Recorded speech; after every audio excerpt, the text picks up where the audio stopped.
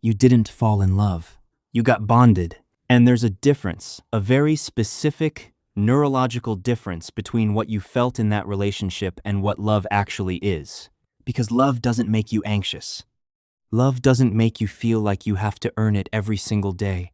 Love doesn't disappear and return on a cycle that keeps you permanently off balance. What you felt was real. What caused it was not love. 5 signs. 5 specific things that tell you with clarity that what held you in that relationship was not love. It was a trauma bond. And once you understand the difference, you stop asking yourself why you couldn't leave. Sign 1. You confused intensity with love. The relationship felt more intense than anything you'd experienced before. The highs were higher, the lows were lower. When it was good, it was extraordinary. When it was bad, it was devastating. And because of that intensity, because of how much you felt, you assumed it meant the connection was deep. It wasn't depth.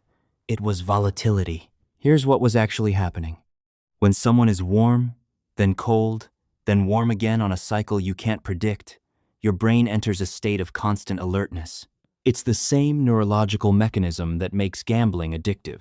Intermittent reinforcement.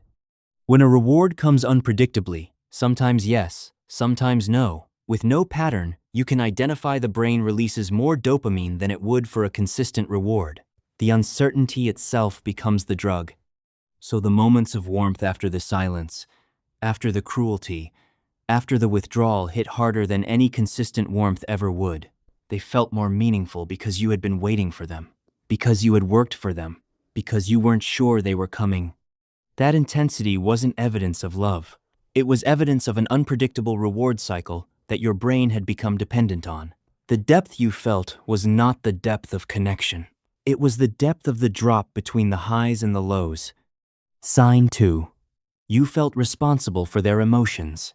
You spent more energy managing their emotional state than living your own life. Before you said something, you calculated how they might receive it.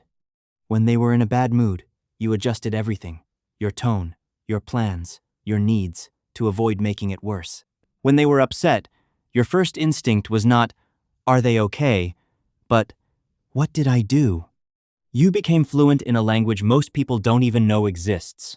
The micro-expressions, the specific silences, the tone of a single word that told you exactly how the next few hours would go. That's not love. That's hypervigilance. That's what happens to a nervous system that has learned to read danger signals in another person's mood. In a healthy relationship, you are not responsible for managing how another person feels. You can care about how they feel, that's normal. But you are not the regulator of their emotional state. You do not exist to prevent their bad moods. You do not shrink to keep their comfort. In a trauma bond, that boundary collapses. Their emotions become your emergency. Their moods become your weather system. Something you prepare for, something you survive, something you're always watching the sky for. And you adapted. You became very good at it. But adaptation is not love. It's survival. Sig 3. Leaving felt like losing a part of yourself. At some point, you tried to leave. Or you thought about it. And the feeling that stopped you wasn't just missing them. It was something closer to, who am I without this? Not because you were weak, because trauma bonding involves a specific kind of identity erosion.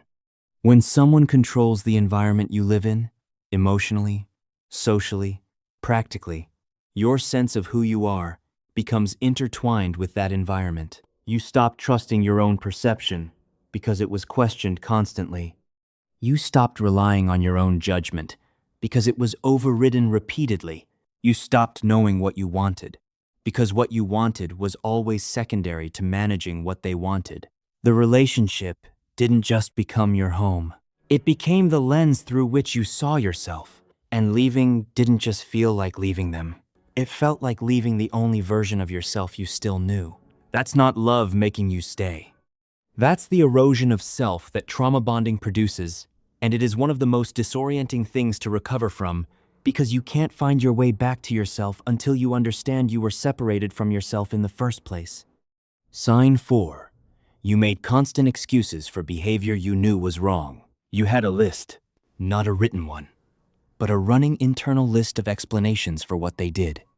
Their childhood, their stress, the pressure they were under, the way they were raised, the fact that nobody had ever loved them correctly before. You understood them in ways that other people didn't. You saw the pain underneath the cruelty. You believed that the person you saw in the good moments was the real one, and the person who hurt you was the version that needed healing. So you stayed. And you helped. And you absorbed what they gave you and turned it into something you could explain. That capacity for understanding is not a character flaw. It is, in fact, one of the most generous things a person can do, but it was recruited.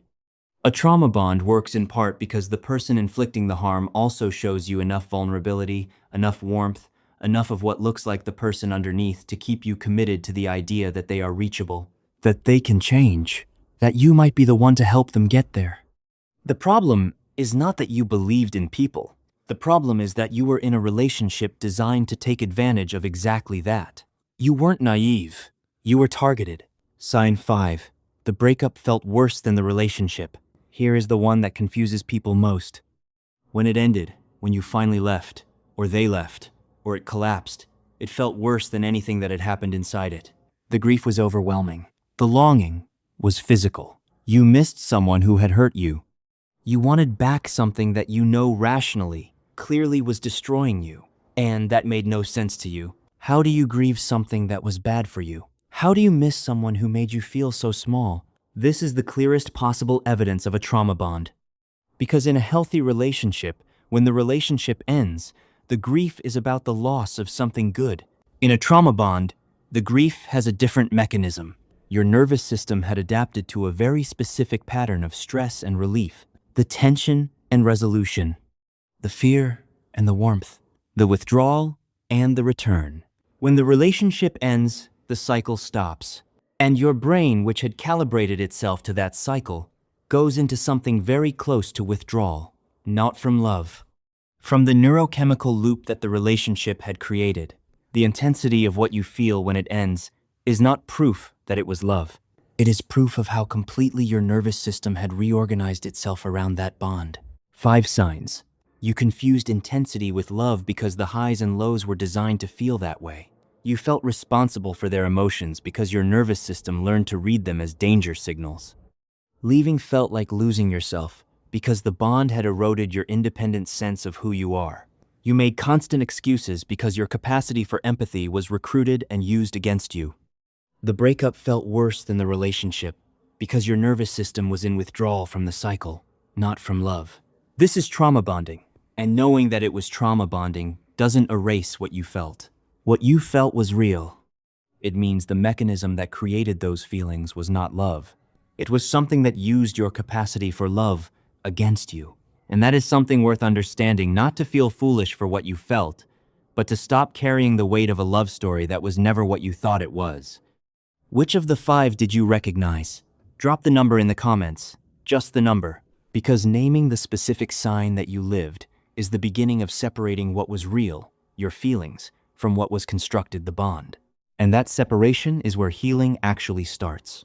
Subscribe to the mirror effect. The clearer you see, the freer you become.